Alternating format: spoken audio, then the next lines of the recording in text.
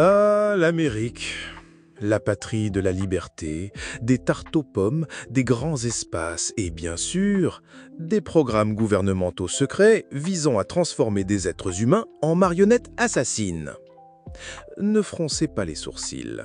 L'histoire que nous allons effeuiller aujourd'hui est l'un des joyaux les plus sombres de la couronne de l'oncle Sam. Derrière la façade étincelante de la démocratie et des droits de l'homme se cache une machinerie bien huilée, une pieuvre bureaucratique aux 1000 tentacules, la Central Intelligence Agency, la CIA.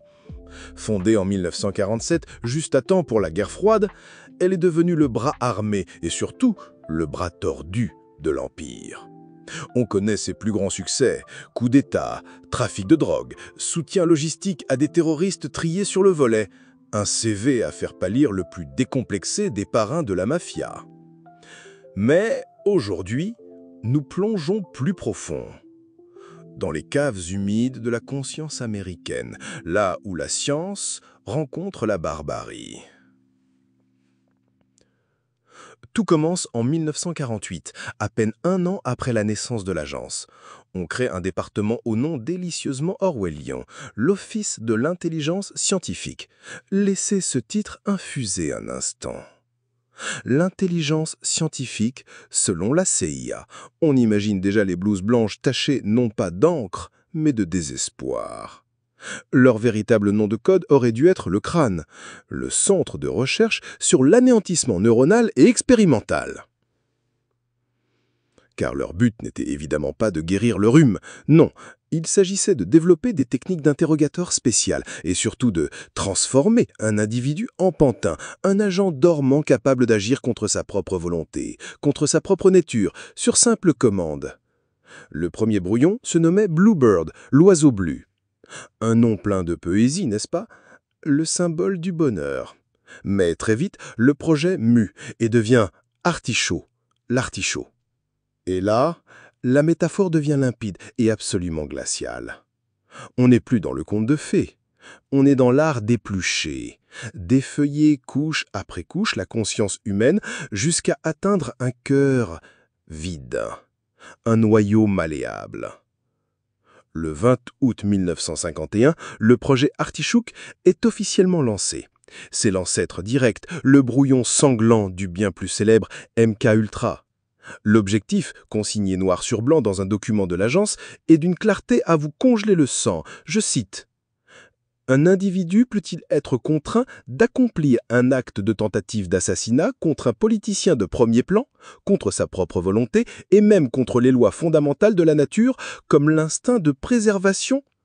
Fin de citation. C'est magnifique. En une seule phrase, l'être humain est réduit à un spécimen de laboratoire, une vulgaire éprouvette en chair et en os. Pour y parvenir, tous les moyens sont bons. Hypnose, LSD, addiction forcée à la morphine, suivi d'un sevrage brutal, isolement sensoriel, électrochoc, un véritable catalogue des horreurs psychiatriques. Et pour illustrer cette charmante entreprise, il y a le cas de Frank Olson. Olson était un scientifique américain, un type brillant qui travaillait sur la guerre biologique pour l'armée. Il était de près ou de loin lié à ses projets. En novembre 1953, lors d'une retraite de travail pour la CIA, ses charmants collègues lui administrent du LSD. À son insu, bien entendu, c'est plus amusant. Le résultat? Olson vrille. Il est en proie à une détresse psychologique extrême et, pire encore, il commence à se poser des questions. Des questions sur la moralité de ses recherches. Il était devenu un risque, une fuite potentielle. Quelques jours plus tard, on l'emmène à New York. Le 28 novembre, au petit matin, Frank Olson fait une chute mortelle depuis la fenêtre du 13e étage de son hôtel. Verdict officiel. Suicide. Circuler, y a rien à voir. Ce n'est que 20 ans plus tard que la vérité commencera à suinter. Une commission d'enquête révélera les expériences au LSD. Et dans les années 90, une nouvelle autopsie montrera que Olson avait subi un violent coup à la tête avant de tomber. Un cas classique de dépression gravitationnelle aiguë, sans doute.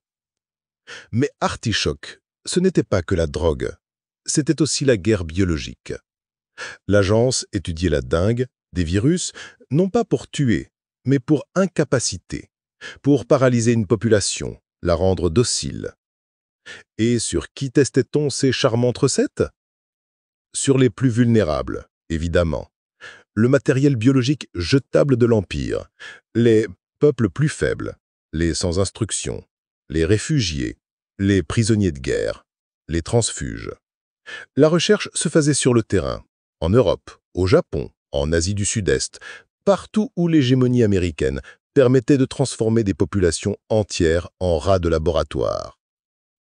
Et pour couronner le tout, on a découvert plus tard que certains projets visaient à créer des assassins capables d'éliminer des figures politiques, y compris des officiels américains. La machine impériale, dans sa grande sagesse, prévoyait déjà de pouvoir se retourner contre ses propres rouages. Artichoke n'est pas une anomalie. C'est l'ADN même d'un système qui, tout en prêchant la paix et la démocratie au monde entier, développait en secret des technologies pour asservir l'esprit humain. C'était il y a 74 ans. Imaginez seulement où ils en sont aujourd'hui. Si ce genre de plongée dans les abysses vous plaît, soutenez la chaîne sur Patreon, likez la vidéo et rejoignez la discussion sans filtre sur Telegram. Tous les liens sont en description.